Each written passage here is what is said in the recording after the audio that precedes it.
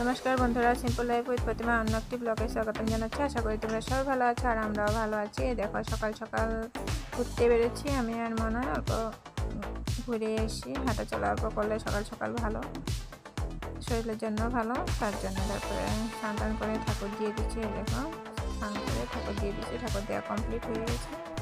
আজকে আমি কুলের আচার কিভাবে করব একটু দেখাই দেব। ফার্স্টে কুলগুলি ফেটাই নিচ্ছি, যেহেতু গুড়, নুন, মিষ্টি, ঝাল মিষ্টি সব ঢোকার জন্য, নাহলে ভালোভাবে না ঢুকলে ভালো লাগে না আচারটা। তার জন্য গুড় দিয়ে মিষ্টি আচার বানাবো কুলের।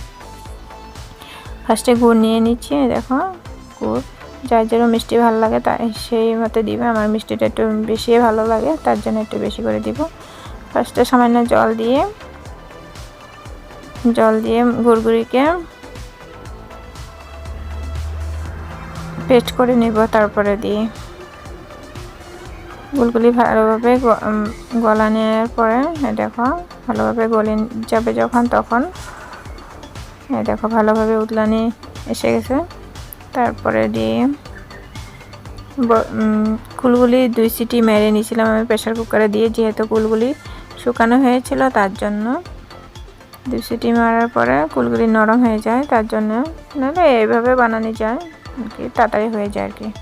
তারপরে কুলগুলি দিয়ে ভালোভাবে লাড়াচাড়া করে নিচ্ছে। দেখো কুলগুলি দিয়ে ভালোভাবে লাড়াচাড়া করে নিচ্ছে। যেহেতু মিষ্টি কুলের আচার একদমই সিম্পল, ভালো লাগে। কার কার ফেভারিট? আমি হলদি আর মরিচের গুঁড়া, জিরা, মিষ্টি জিরা আধা ভাঙা করে দিয়ে দিচ্ছিলাম, এটা দেখানো আর হয়নি। এইভাবে দেখো মিষ্টি বড়ের আচার রেডি। তারপর মেয়ে খেয়ে বললো দারুণ হয়েছে।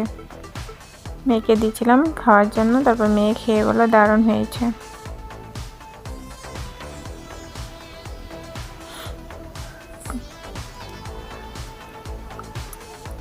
এক্সপ্রেশন দেখেছো, দেখে ভালো হয়েছে বলেছে। তারপরে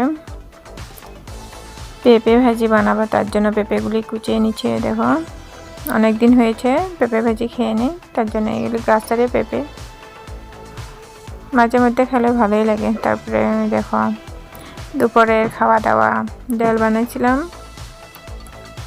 আর পেঁপে ভাজি আর বাঁধাকপির বড়া বানাইছিলাম। এই ছিল দুপুরের মেনু। খাওয়া দাওয়া কমপ্লিট করেছি। দেখো ভিডিওটি ভালো লাগলে লাইক, কমেন্ট আর শেয়ার করে দিও। পরবর্তী ভিডিওতে দেখা হবে অন্য একটি ব্লগের সাথে। আজকের জন্য টাটা।